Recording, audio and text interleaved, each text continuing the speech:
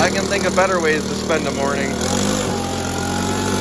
But this is important. I see we just got put in a fire watch because it's so windy out. It's getting to be so dry. This is important.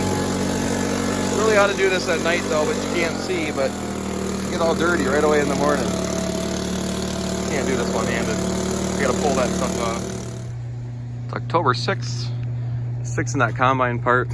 While we're here, I'm gonna get the dryer going so we can dry this last little bit of corn, and then we're gonna have a bunch of beans to unload today. And hopefully get out there and do more. Can't tell if the third one kicked on. There it is. Hard to see those lights, but you just kind of listen for it. I usually give it a few seconds and then I'll turn the burners on. That I'm not gonna film, but pretty much the same sequence for that. Because I kind of got it. Sometimes we have to back off our gas flow so it doesn't surge.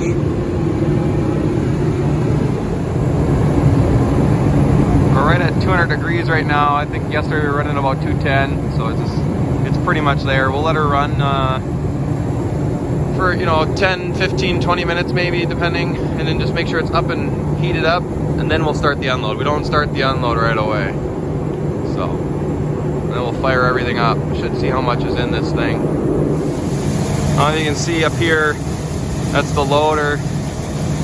It's calling for corn. You can kind of hear some of it trickling by the valve up there, hitting back into the wet tank, but right up here, there's a valve. And then once that tube fills back up and the dryer stops calling for corn, it just recirculates back into the wet tank. But there's not much left. I got just the bottom ring and then the cone. 0.7, so I'm gonna speed it up just, like 1 on the thing here, if I can there's a foam deal to hold it from moving too much. We'll start with that. It's like if there's 100, it's like a 1% faster than when we were running it yesterday. Just not much. We don't want to get over 15, that's for darn sure, but I want to be around that 14.5 is what we were doing yesterday. We just got him hooked up. He's off. Other machine's going in the other field. I'm gonna go check the dryer, see if I can shut that off and set up our holding tank thing for the beans. But at least the machines are going. Just see the tip of the one machine there by the wood line. Other one's over there. And it's really dusty. We pick up some speed here, and you can't hardly see the back of the trailer. Very dusty. There's just something about a John Deere 8000 series on a grain cart.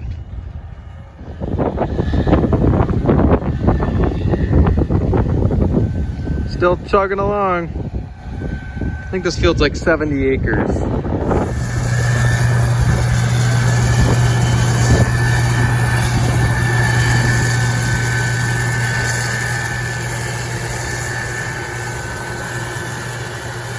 We're getting after the beans. We're in the new to us 2388. You can just see the other machine there going behind the cart. This is fun. So yeah, we're in the new to us 2388.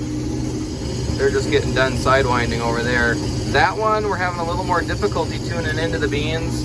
I don't know why, but some of the settings are not the same as this one, which is to be expected. We're just trying to make sure we can get the cleanest sample and get all the beans, because there's no sense to just slam through them and leave beans on the ground. You don't work that hard all year to do that. So this one, I mean, yes, there's 5 foot less ahead. We don't have an aerial, but we still have a lot more ground speed than that one right now.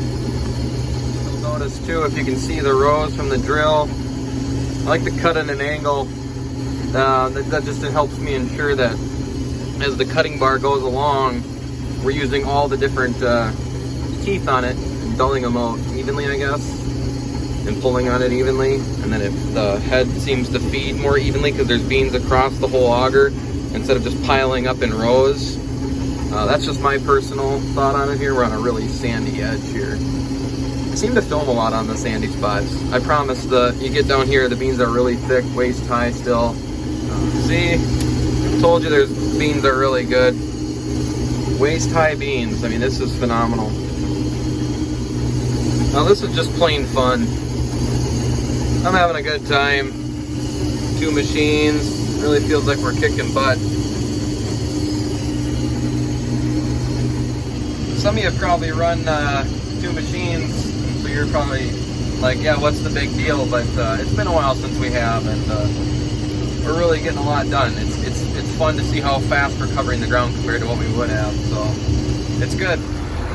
We're on the move. Combine 1, the cart, the other combine, a full semi, and we're in an empty semi. Making the move just around the corner a mile.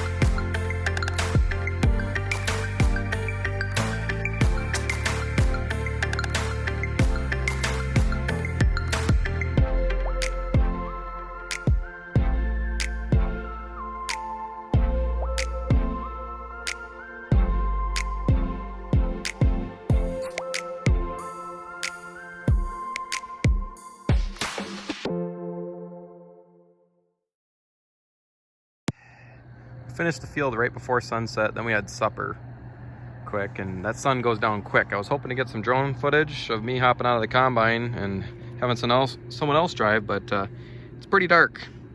But cool pictures, but when I switch to the video, it gets really dark. But I'll tell you what I do need is my landing pad to hurry up and get here. My piece of cardboard I was landing on is in the grain cart.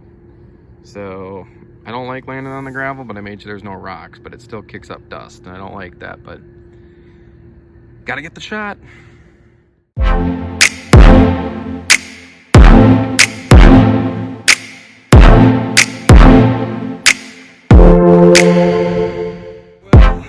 Brought the semi over, and all of a sudden a 3-foot chunk of rebar, I guess, went in the feeder house.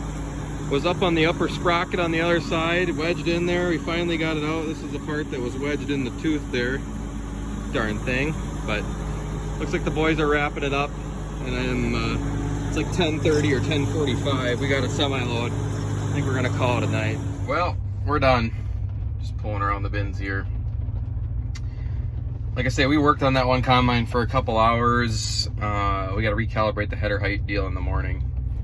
That was a case where the other combine was able to keep going at least and hum along, but took a little bit to get that rebar out of there. Longer than I want to admit, or I already admitted, but that should not have taken that long. But it was wedged perfectly between the chain and in the gear sprocket there, so it wouldn't let us roll it out of there. So it took a little bit of finagling, but we got it.